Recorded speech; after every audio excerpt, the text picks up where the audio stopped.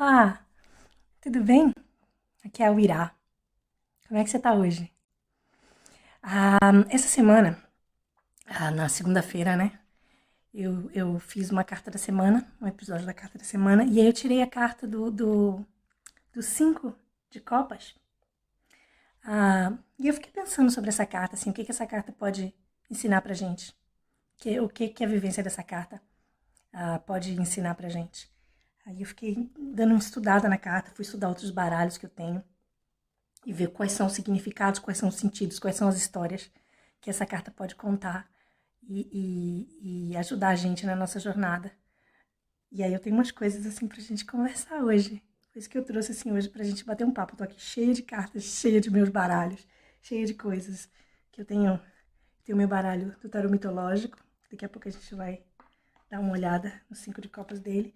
Eu tenho um baralho novo que a minha mãe, incrível, a minha mãe sempre, né? A minha mãe me mandou do Brasil, que é o baralho da Nos Outras, que eu também vou fazer um, um vídeo um dia desse pra gente falar só sobre esse baralho, que é incrível.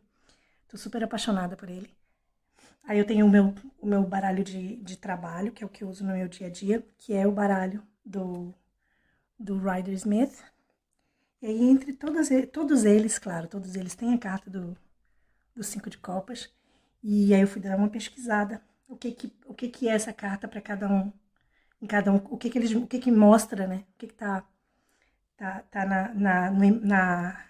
na simbologia imagética dessa carta para cada um desses baralhos. Que melhor luz, né? E o que isso pode trazer de insights pra gente.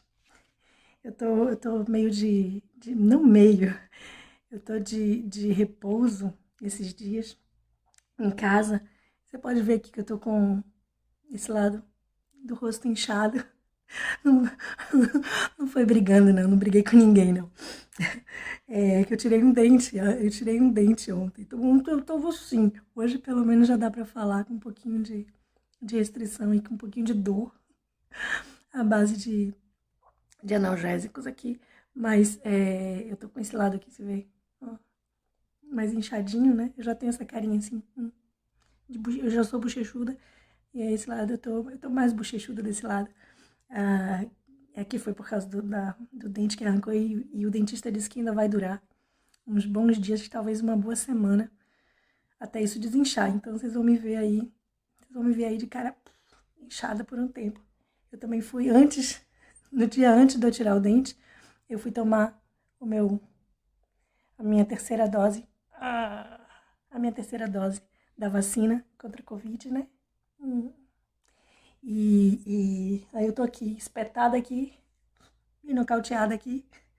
E eu aproveitei esse tempo de repouso. Que como é que eu repouso? Eu repouso estudando meu tarô e lendo livros, né? Tem jeito melhor? Eu acho que não. De vez em quando eu assisto também Netflix. Quem nunca, né? E aí eu tô aqui. Oi, Rachel. A Rachel entrou aí. E eu tô aqui com essas cartas do 5 de copas para conversar com vocês. O 5 de copas do meu baralho do Rider-Waite Smith, ele mostra essa figura com 3 copos virados na frente, 2 copos atrás, com um rio, né? Você vê o rio aqui correndo na frente, mas ela não tá muito ligada no rio, não. Ela tá ligada nos copinhos que estão caídos no chão. Aí tem aqui uma ponte, tem uma casa, um castelo aqui, mas ela tá ligada mesmo nos 3 copinhos que estão derramados. E a gente conversou na segunda-feira, né, sobre chorar pelo leite derramado, que é assim a grande tônica dessa carta. Tem uma outra metáfora boa também que a gente usa nessa carta, que é olhar para o copo cheio ou para o copo vazio, né? A gente enxerga os copos que estão cheios ou os copos que estão vazios. O que a gente prioriza de olhar, né? De prestar atenção, de dar atenção. Qual é o nosso foco, né? Como é que a gente enxerga a situação. E essa é uma tônica que nesses três baralhos que eu falei para vocês, que é o do Nos Outras, do mitológico e o do Rider-Waite-Smith. E aí, a Raquel que tá aí também pode dar pra gente talvez uma ideia de como é que é isso no tarot de Marcelle, que eu sei que é o tarot preferido dela. A gente pode até conversar sobre isso também. Se tiver alguma coisa para acrescentar aí, Raquel, pode escrever aí, tá bom? E aí, assim, a tônica dessa carta em todos esses baralhos é a tristeza, o desapontamento, a traição, o fim de algo, o sofrer por algo, né? É o sofrimento por algo que se quebrou, algo que se foi, algo que não aconteceu como esperado. E aí a gente entra no que eu gostaria de conversar com vocês mesmo nesse vídeo, que é sobre o que é esperado, sobre o que a gente espera, o que a gente projeta nas situações. E que é dos ensinamentos dessa carta que eu acho que a gente podia bater um papo. O que a gente espera, o que a gente projeta das situações e quanto que o esperar transforma o que realmente as coisas são no que a nossa imaginação diz sobre elas, e o quanto que o copo meio cheio pode virar o copo meio vazio, a depender de como a gente espera que ele esteja, né? Ou pode virar um copo meio cheio, a depender do que a gente projetou nele. E a questão da projeção das nossas expectativas nas situações da nossa vida também tem muito a ver com a forma que a gente lida, com a forma como a gente lida com a forma como a gente lida com o passado, presente e futuro, com a forma como a gente lida com a nossa vivência do presente. A nossa vivência do presente, a gente estando no presente, ou a gente estando no passado, ou no futuro. E isso transforma a nossa relação com as situações. Então, se a gente está vivendo a situação no presente, e a gente está vivendo ela como ela é, a gente pode vivenciar ela de uma forma diferente do que se a gente está vivendo aquela situação da forma como a gente imaginou que ela seria, que é a nossa projeção para o futuro, né? Como é que a gente imagina que aquilo vai se desenrolar, como é que a gente imagina, no que a gente imagina que aquilo vai dar, como que a gente imagina que aquele relacionamento, que aquela vaga nova no emprego, que aquele novo projeto, como é que a gente imagina que vai ser? Então, é assim, a nossa projeção naquilo, a nossa expectativa em relação àquilo, que é a nossa vivência do futuro. E aí, quando o futuro vira presente, e se aquilo não condiz com as nossas expectativas, vem a nossa decepção e a forma como aquilo não supriu as nossas expectativas, então aquilo deixa de ser, aquilo passa a ser um desapontamento. E então a gente passa a olhar para o que era o futuro, virou presente, a gente passa a olhar como um passado que nos machuca, como algo que a gente carrega com a gente, né? No momento em que o presente acontece, ele já começa a ser passado, e a gente pode vir a carregar isso como algo penoso, como a gente arrastando os esqueletos pelo caminho, né? A gente arrastando uma tristeza, e que isso impede a gente de realmente enxergar o momento presente e as coisas como elas realmente são, porque a gente está olhando para elas como uma não realização das nossas expectativas, talvez, né? Então, como é que a gente vive no presente as coisas como elas realmente são e aproveita isso como combustível para o nosso crescimento, para o nosso autoconhecimento, o nosso entendimento da gente nesse mundo, da gente como pessoas, como indivíduos, como indivíduas. Indivíduas. Será que essa palavra já existe? Indivíduas. Olha só, Laila, seja bem-vinda também. Olha só, a Raquel está aqui dizendo que no tarot de Marcélia também fala sobre decepção e não vê o que você ainda tem. Exatamente, é o mesmo sentido, né? com simbologias imagéticas diferentes. Eu não tenho aqui o de Marsella, que o meu de Marsella, minha mãe tem ele hoje. Ela me deu tantos baralhos de tarô, tantos barôs. Ela me deu tantos baralhos de tarô. E hoje ela usa o meu de Marsella. Uma grande honra a gente poder dividir isso assim, dessa forma.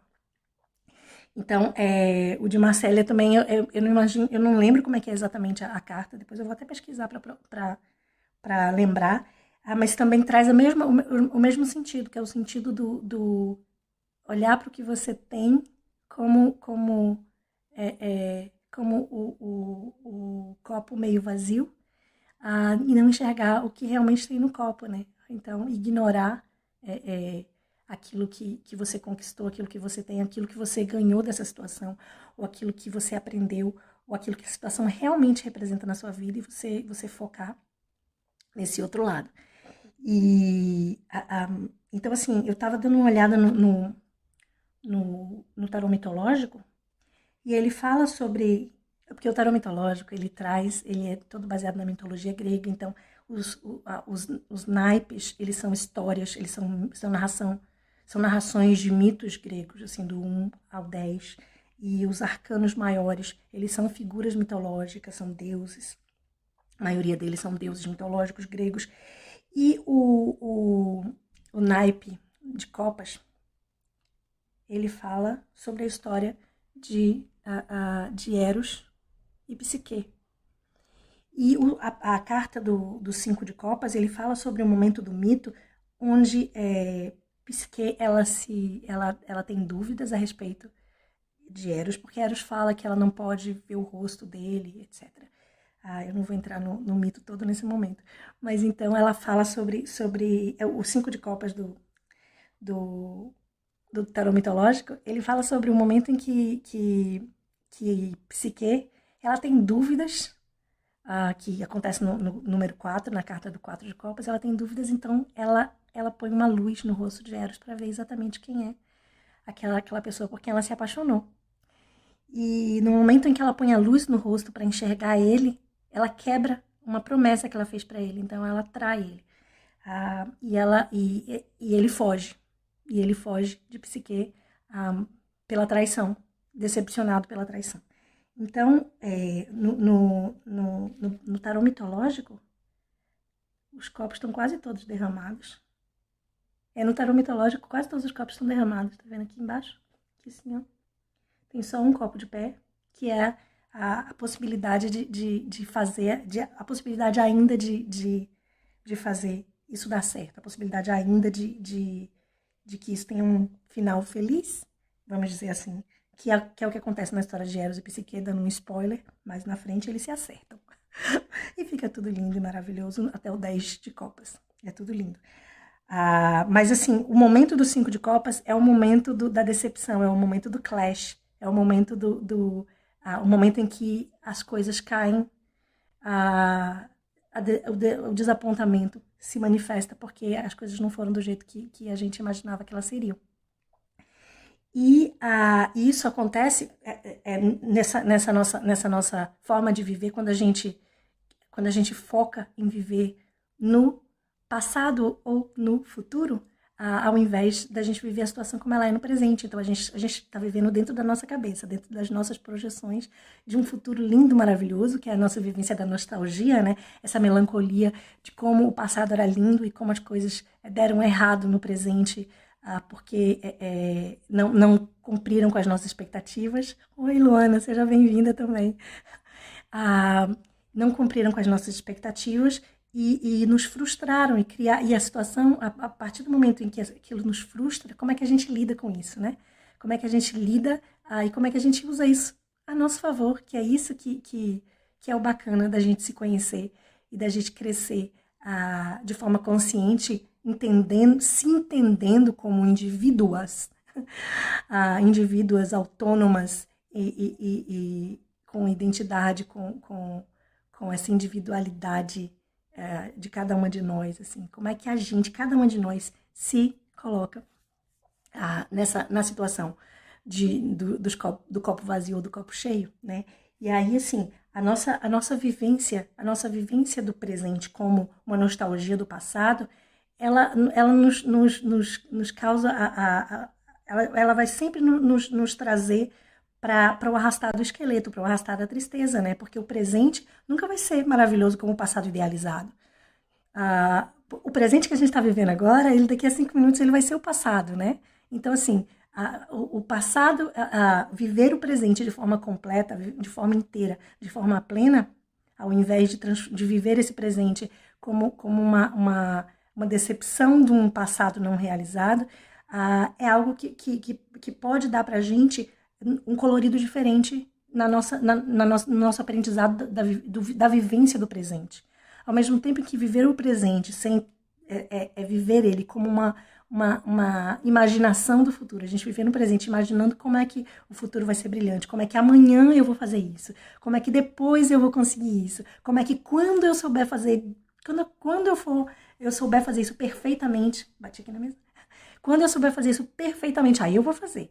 Quando eu for boa disso, não é nem assim, quando eu achar que eu sou boa disso, aí eu vou me propor a fazer. Eu vou começar aquele projeto, só quando eu preciso só ler mais um livro, eu preciso só fazer mais um curso, né? E a gente fica criando essa ideia do futuro maravilhoso, ou do passado ideal, né? Do passado que na verdade é uma projeção da gente. Porque o passado, no momento em que ele era presente, ele tinha as mesmas batalhas, os mesmos struggles que ele tem agora. Como que a nossa vivência do presente, nessa perspectiva do presente ser uma decepção do passado ou ser uma projeção para o futuro, muitas vezes é uma autoproteção, é uma forma que a gente usa para a gente se...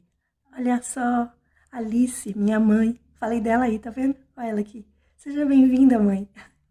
Ela que tá com o meu baralho do tarô de Marcelle, como eu falei pra vocês. Muitas vezes, a gente vive o presente num modo de autoproteção. Que se as coisas não estão do jeito que a gente gostaria, do jeito que a gente imaginaria, do jeito que a gente acha que sabe lidar, a gente entra nesse modo de autoproteção que é imaginar no futuro vai ser melhor.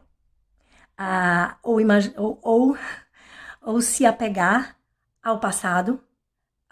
O passado o passado é que era bom. No passado é que era bom. Quantas vezes a gente ouve isso de naquela época é que as coisas eram boas, né? Quando eu era isso, quando eu era aquilo aí que as coisas eram boas, né? O passado nostálgico. E isso muitas vezes é um modo de proteção da gente, de como viver o presente sem se machucar tanto. E que, assim, a gente tá na vida tentando, muitas vezes, vivendo na sobrevivência, né? Tentando sobreviver. E a gente sobrevive se protegendo mesmo, e não tem nada de errado com isso. Faz parte das nossas estratégias de viver, a gente encontrar formas da gente se proteger, a gente se defender muitas vezes e sobreviver, né? Quando a gente sente que a gente está no meio do caos, quando a gente sente que a gente está no meio, quando a gente sente que a gente perdeu o controle, quando a gente sente que as coisas estão fora do nosso controle, a gente tem uma tendência a entrar num modo de autoproteção, de autodefesa, de sobrevivência. E não tem nada de errado que esse mecanismo aconteça. O que a gente pode fazer é a gente identificar isso. A gente, no momento que a gente começa a se conhecer, se auto-perceber, a olhar para dentro, a perceber os nossos padrões, perceber a forma como a gente faz as coisas e descobrir quais são dessas coisas que nos ajudam e quais são essas coisas que podem nos atrapalhar. E como é que a gente pode aprender com ambas as coisas que nos ajudam e as coisas que podem nos atrapalhar, como é que a gente pode aprender com elas. E a partir desse aprendizado a gente conseguir usar isso da forma que pode nos beneficiar no nosso crescimento, né? Então, assim, usar esses artifícios de viver na nostalgia do passado ou na projeção do futuro, viver o nosso presente dessa forma pode ser uma forma de autoproteção para não viver o presente de forma completa, porque a gente não sabe como lidar. Então, quantas vezes a gente, como mãe, a gente não sabe como lidar com situações com os filhos, com situações de combinação entre a maternidade e a vida profissional, de situações de relacionamento, e tem tantas variáveis no dia a dia da gente pra gente lidar, e que muitas delas a gente não sabe como lidar com elas. E é muito fácil, não é fácil, a palavra fácil não é boa, porque nada disso é muito fácil, mas é uma solução, uma saída pela tangente, a gente projetar, a gente sair do corpo da gente e a gente projetar para o futuro, ou a gente sair do corpo da gente e a gente projetar para o passado. E é exatamente essa saída do corpo que é uma coisa que hoje que a gente vive numa sociedade, numa estrutura social, numa cultura que leva a gente muito para o mundo mental, que é essa coisa do pensamento em detrimento do sentimento, né? Da cabeça em detrimento do corpo, dos números, das estatísticas, de tudo tudo muito esquematizado, né? As coisas, as estratégias, e tudo que tem número tá certo. Se você pode dar um número, e isso é engraçado que até o Antoine de Saint-Exupéry, o autor do Pequeno Príncipe, ele já lá, quando ele escreveu o livro, quando foi década de 30, 40? Eu não sei, eu tenho que olhar isso. Eu acabei de citar uma coisa que eu não tinha pensado antes, né? Aí de improviso. Mas que ele diz no livro quanto as pessoas adultas gostam de números. Então, se você quer impressionar elas ou se você quer fazer elas te ouvirem, dá números, né? E ele fala isso do ponto de vista de uma criança conversando como lidar com o mundo dos adultos. E acontece muito isso assim na vida da gente, como é que a gente lida com esse mundo que está em volta da gente. A gente tem números, a gente tem estratégias, raciocínios, estatísticas e tudo. E assim, não tem nada de errado com isso, isso faz parte da natureza humana. Mas essa que é uma energia de princípio mental, que é uma energia de princípio masculino, e quando eu faço isso, não me entenda mal, eu não estou fazendo uma separação de homens e mulheres, não é isso. Princípios masculinos, femininos, são coisas que todos nós humanos, nós temos dentro de nós. E a gente faz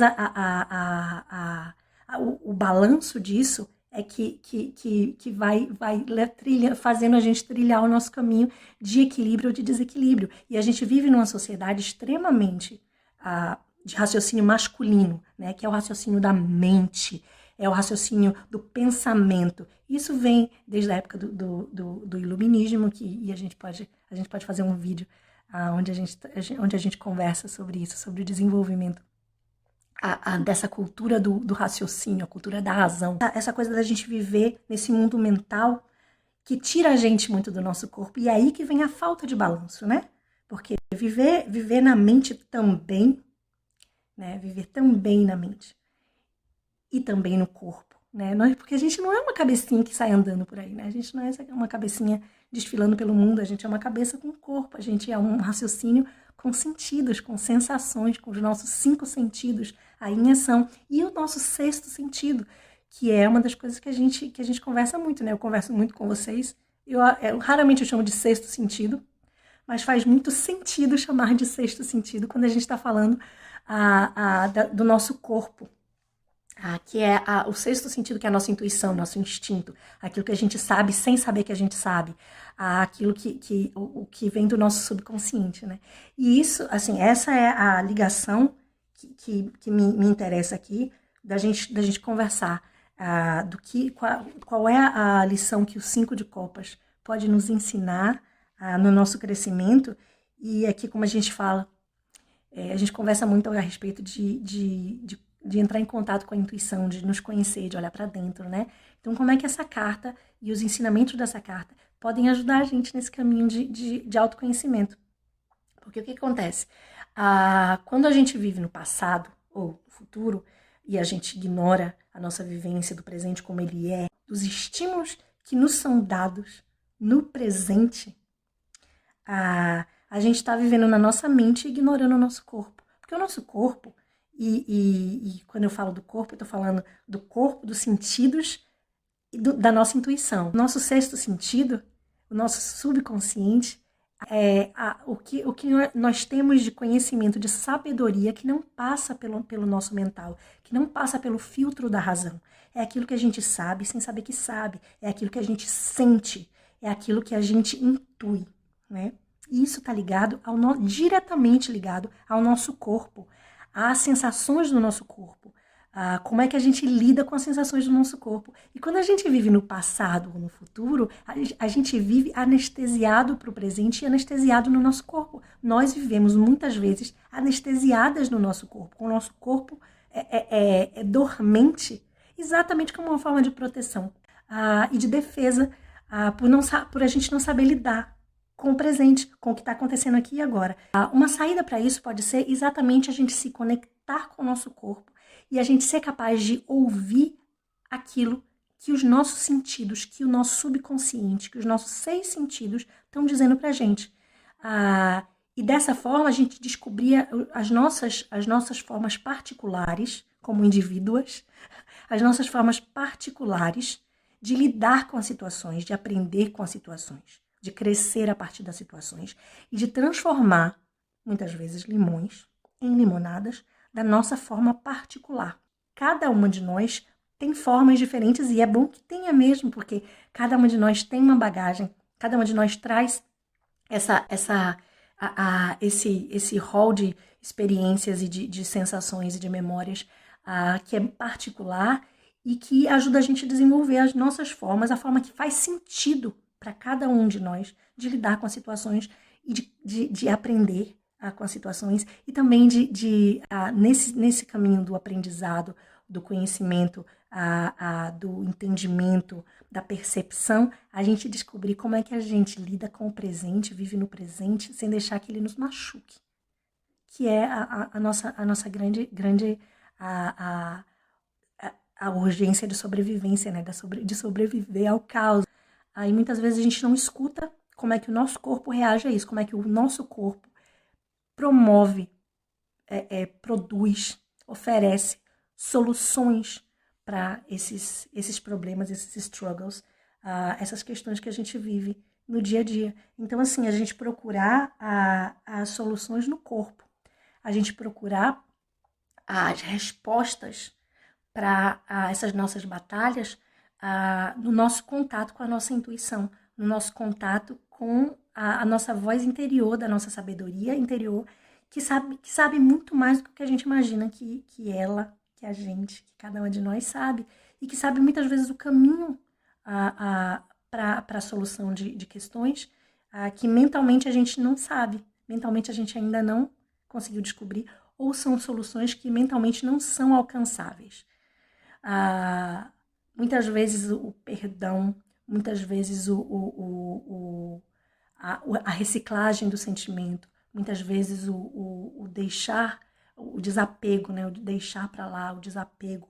Muitas vezes essas coisas, essas atitudes, esses sentimentos, essas ações, elas não partem da nossa mente e elas não são alcançáveis através de um trabalho mental.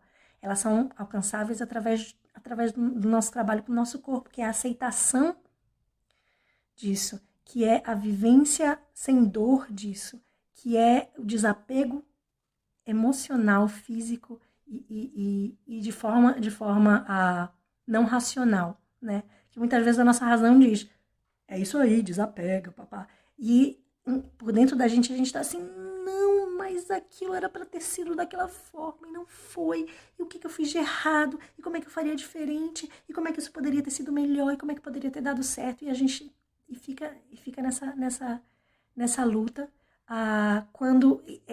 enquanto a gente não conversa com o nosso corpo, aonde que isso me dói, aonde que eu sinto isso, como é que isso reverbera em mim. Quando eu vivo isso, quando eu penso nisso, aonde que isso dói? E como é que eu trabalho essa dor de forma generosa, né? Porque se algo nos machuca, a gente tem realmente que viver a dor, né? Ignorar a dor não resolve ela. Ignorar a dor é simplesmente postergar o vivê-la, né? Que muitas vezes a gente põe a dor embaixo do tapete e aí depois, mais lá na frente, ela dá aquela saidinha e faz, olá, lembra de mim? E isso não resolve, né? A gente ignorar algo que realmente nos machuca é simplesmente adiar uma coisa que a gente vai ter que lidar com ela. Então, viver a dor, sim. Viver a dor no momento presente. Viver esse sofrimento, exauri-lo e aí, então, seguir em frente. Mas seguir em frente de um ponto, de uma perspectiva já de deixar o sofrimento para trás, né? E aí, então, ser capaz de olhar para os copos cheios.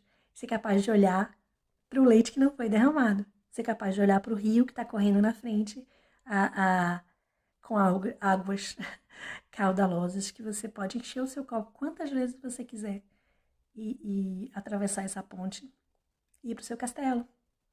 Com quantos copos de água, ou se a gente for conversar sobre as simbologias da água, né? Que é o sentimento, a emoção, que é a intuição.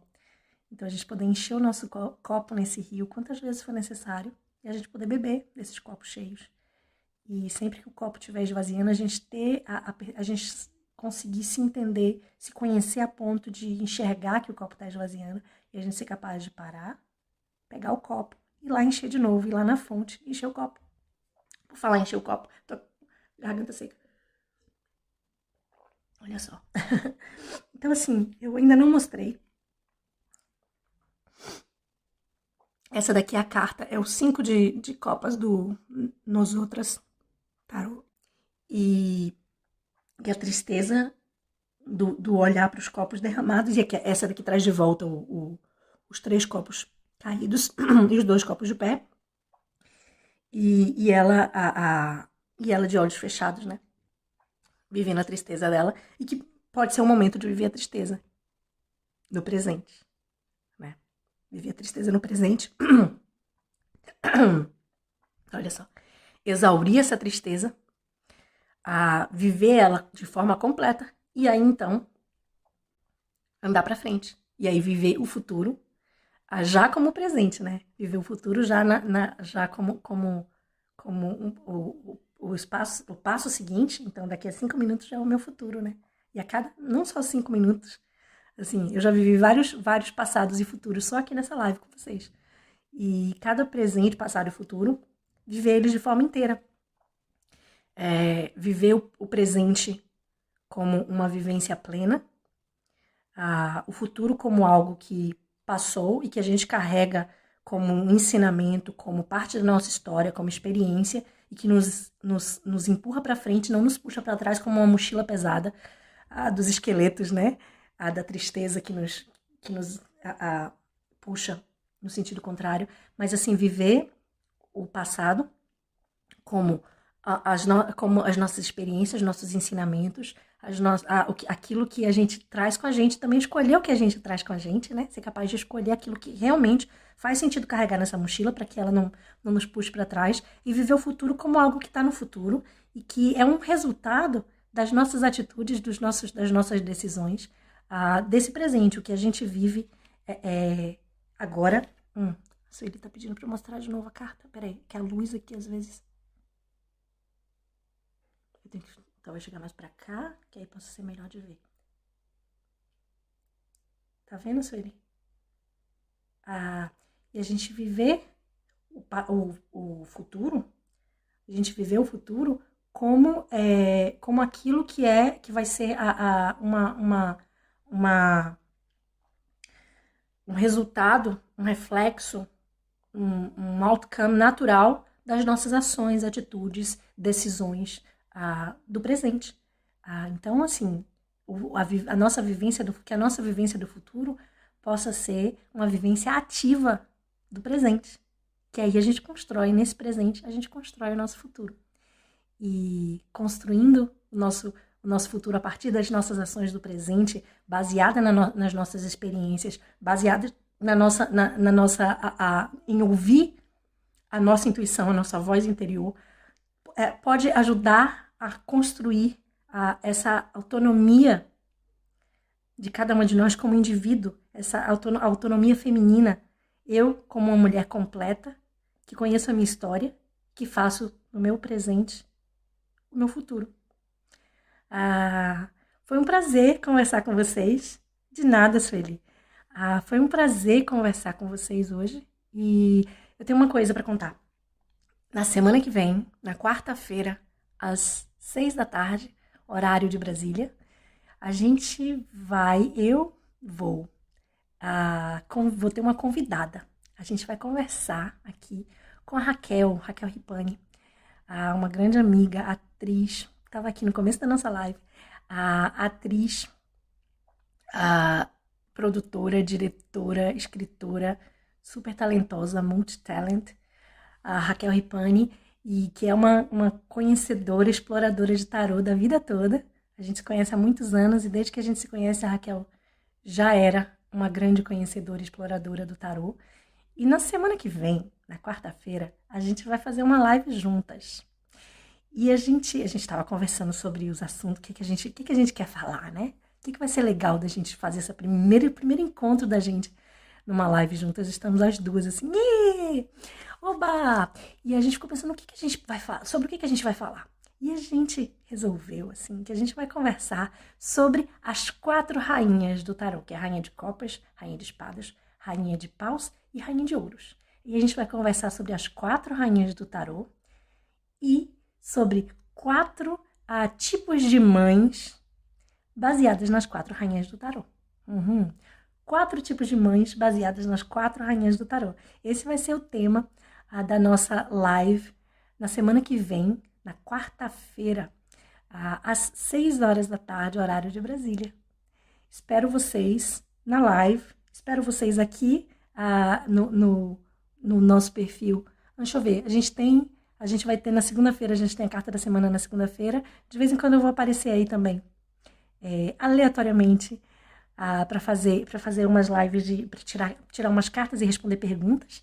Então, assim, no momento que eu me sinto bem inspirada, eu vou entrar ao vivo e a gente pode fazer umas perguntas pro tarô. Se você tiver perguntas, então manda para mim, escreve aqui, ó, embaixo nos comentários. Se você tiver alguma pergunta que você quer fazer pro tarô, escreve aqui nos comentários, pode me mandar também no direct.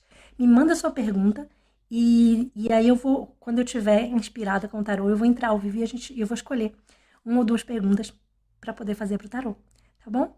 Muito obrigada pela sua companhia, muito obrigada por participar da minha jornada e por abrir as portas da sua jornada para mim. É um grande prazer. Até a próxima vez.